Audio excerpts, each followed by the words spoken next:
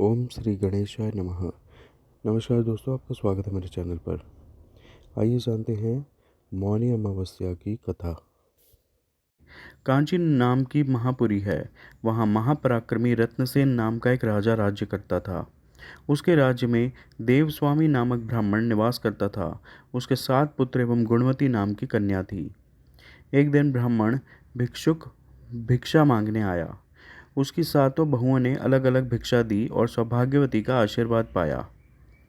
अंत में गुणवती ने भिक्षा दी।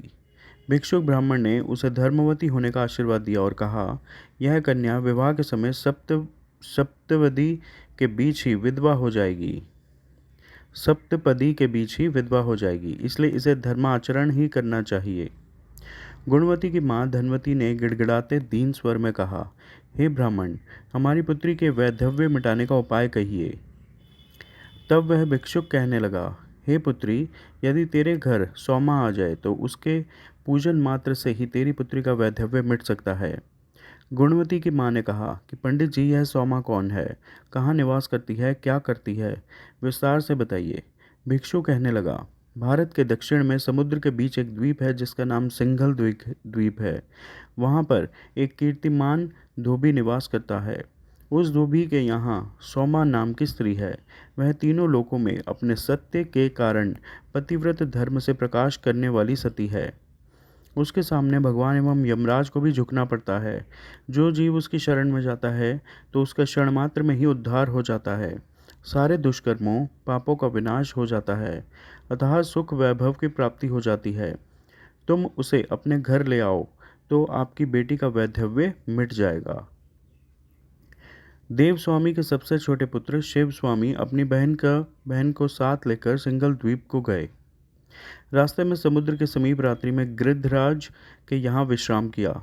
सुबह होते ही उस गिद्धराज ने उन्हें सिंघल द्वीप पहुंचा दिया और वे सौमा के घर के समीप ही ठहर गए। इसके बाद वह दोनों भाई बहन प्रातःकाल के समय उस धोबी की पत्नी सोमा के घर की चौक को साफ कर उसे प्रतिदिन लीप पोत कर सुंदर बनाते थे और उसकी देहरी पर प्रतिदिन आटे का चौक पूजकर अरहन डाला करते थे। उसी समय से आज भी देहरी पर अरहन डालने की प्रथा चली आ रही है। इस प्रकार इसे करते करते उन्हें वहाँ 1 साल बीत गया। इस प्रकार की स्वच्छता को देखकर सोमा ने विस्मित हो कर अपने पुत्रों एवं पुत्र वधुओं से पूछा कि यहाँ कौन झाड़ू लगाकर लीपा पोती करता है, कौन अरहन डालता है, मुझे बताओ। उन्होंने कहा, हमें नहीं मालूम और ना ही हमने किया है। तब एक दिन उस धोबिन ने रात में छिपकर पता किया तो ज्ञात हुआ कि एक लड़की आंगन में झाड़ू लगा रही है और एक लड़का उसे लीप रहा है। सोमा ने उन दोनों को पूछा, तुम कौन हो? तो उन्होंने कहा, हम दोनों भाई बहन ब्राह्मण हैं।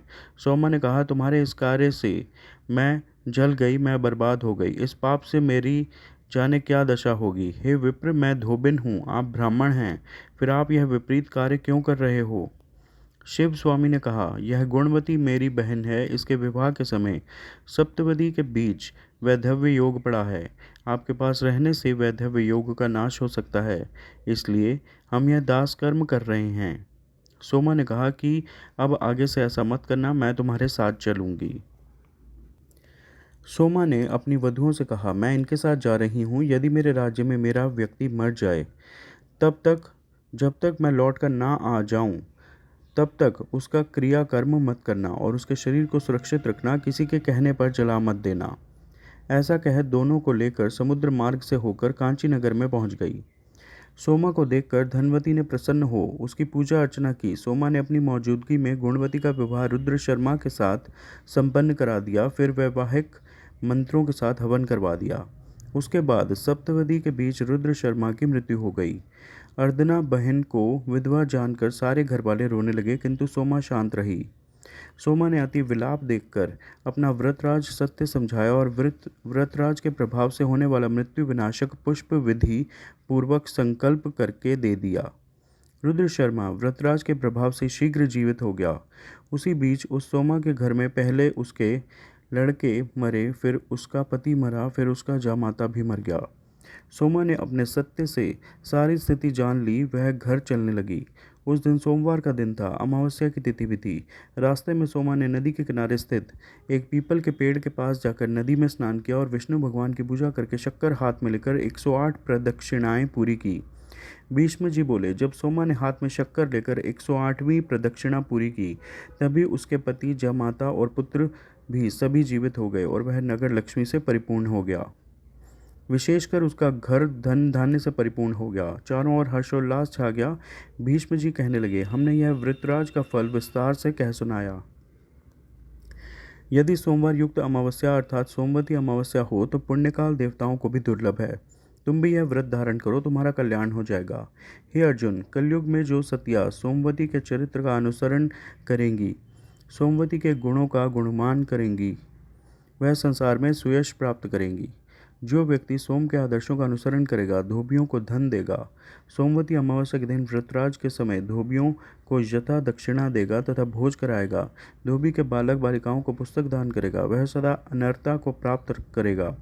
विवाह के समय कोई भी वर्ग की कन्या की मांग में सिंदूर धोबी की सुहागिन स्त्री से भरवाएगा, उसको स्वर्ण या रत्न दान करेगा तो उसकी कन्या का सुहाग दीर्घायु होता है तथा वैधव्य योग का प्रभाव नष्ट हो जाता है।